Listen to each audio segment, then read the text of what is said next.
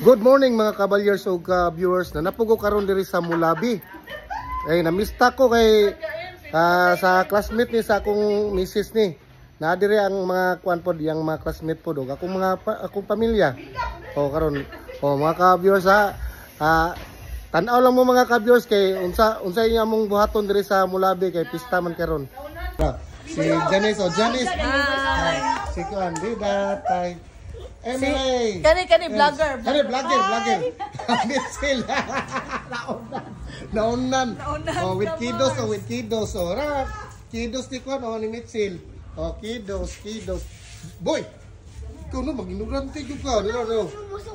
Miles.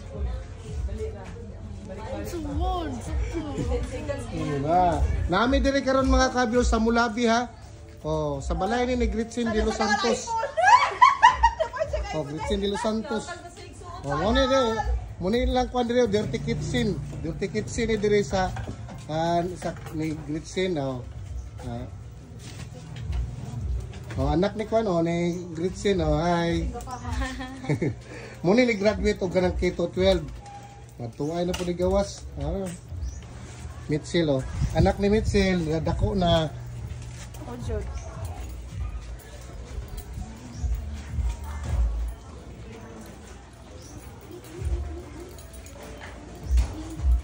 Kung sa imong kan dyan, ako kang interviewan gamay. Ayaw nga interview ako. Oy, si Pemin ko ni mo. Peminti mo kami. Kasi Mili. Wala, ayaw na ko interview ako.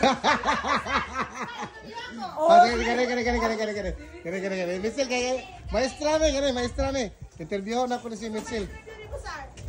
Mets. Unsa may imong kanang na Unsa man? Tarong sa imong kuan diri ba pag-anhin mo diri sa pista ba? Kaduha naman eh. Kaduha. Dayon. Nalipay ka o Siyempre, nalipay si Sar. dayon, kanusama ka mo uli? Hapon, no. Dayon, kumusta man ka, Mets? Kira, kakayanin para sa anak. Oh, lagi pero wala man, bakasyon man ron. Yes. Oh, bakasyon, no. Mo ni teacher sa kuane sa Tabina ka, Mas, no?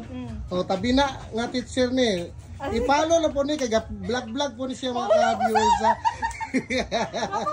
Yan. Oh, mo ni anak ni Gritsin. Sabay, kumusta man imong kwan klase? Wala kay klase, Mads? 30 days man mi. 30 days.